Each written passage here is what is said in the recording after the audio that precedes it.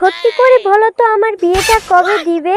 আমার সাথে যারা পড়ে তারা সকলের বিয়ে হয়ে গেল, আমাকে এখনো বিয়ে দিচ্ছ না কেন মা? নির্লজ্জ মেয়ে কোথাকার, সবার বিয়ে হচ্ছে হোক, তাতে তোর কি? যতদিন আমি সরকারি চাকরি না পাচ্ছি ততদিন আমি তোমার বিয়ে দিচ্ছি না। তাতে তোমার বয়স 30 হোক বা 40, বিয়ে তোমার হচ্ছে না, বুঝেছো? এই তোমার জন্য আমার বিয়েটা হচ্ছে না। এই তুমি সরকারি চাকরিটাও পাবে না, আমার বিয়েটাও হবে না। এই শুনছিস, ঘটক খুন করেছিল, 4টি ছেলে নিয়ে আসছে, সবাই চাকরি করে না। আর মন খারাপ করে থাকতে হবে না, যাও ভালো হয়ে রেডি হয়ে নাও। এবার মনে হয় তোমার কপালটা খুলে গিয়েছে। ও সত্যি মা? হ্যাঁ সত্যি, রেডি হয়ে নে। ঘটক মনে হয় তাড়াতাড়ি চলে আসবে, রেডি হয়ে আয়, দেরি করবি না। আচ্ছা মা, আমি এখনই যাচ্ছি, আমি কি আর দেরি করি? নাও বাবা, শুরু করো।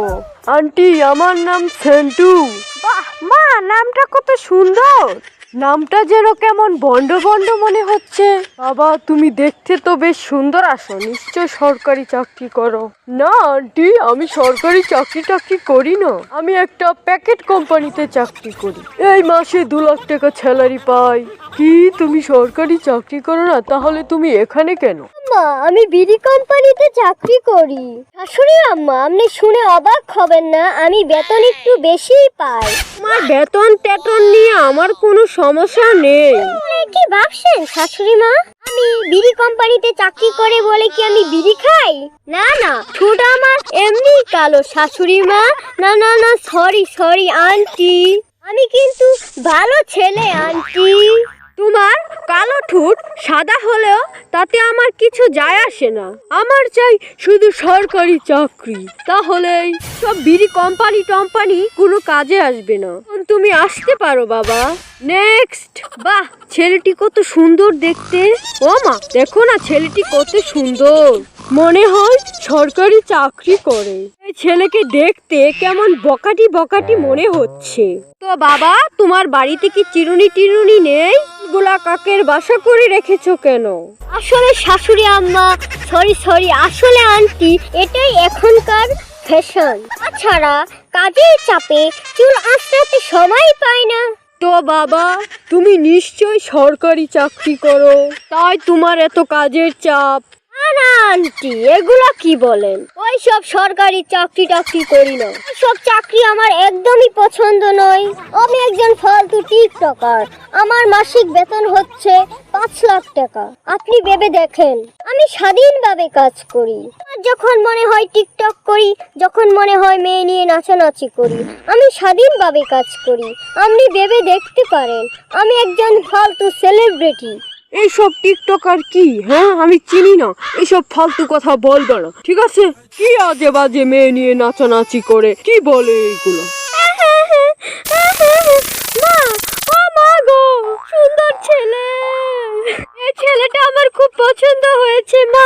ও মা, এই ছেলেটার সাথে বিয়ে দাও না মা।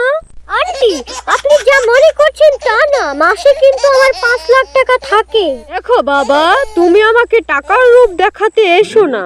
টাকা কি আমার স্বামীর কম আছে নাকি? আমার চাই একটা সরকারি চাকরি। সরকারি চাকরির নাম কত? মা, এই চুপ, তুমি এখন আসতে পারো বাবা। ওকে আন্টি, আপনি ভেবে দেখতে পারেন। মা, দেখো তো টয়লেটের গন্ধ আসছে, কোথায় থেকে এমন পচা গন্ধটা আসছে, একটু দেখো তো। ওই ছেলে, কে তুমি? আমার মেয়েকে কি দেখতে এসেছো? কত ভালো ভালো ছেলে আসলো, তাদের কাছে বিয়ে দিলাম না, এ আবার কোথায় থেকে উঠে এসেছে? টয়লেট থেকে উঠে এসেছো বদনা? তুমি কি কাজ করো শুনি? মা, এত কিছু দিয়ে তুমি কি করো? দেখো কি বাজে গন্ধ আসছে। বদনা, তুমি এসেছো আমার মেয়েকে দেখতে, তুমি কি কাজ করো শুনি? আন্টি, আমি সরকারি চাকরি করি, আমি সরকারি টয়লেটে থাকি, তার জন্য আমার শরীরে একটা সরকারি গন্ধ, যেটা বেসরকারি মানুষ নিতে পারে না। আর আমার মাসে মাইনে হলো 1 থেকে 10 লাখ টাকার মতো। ও মাই গড, ছেলে কি বলে এগুলা? সত্যি বাবা, তুমি সরকারি চাকরি করো? তাহলে তুমিই হবে আমার সুন্দরী মেয়ের জামাই।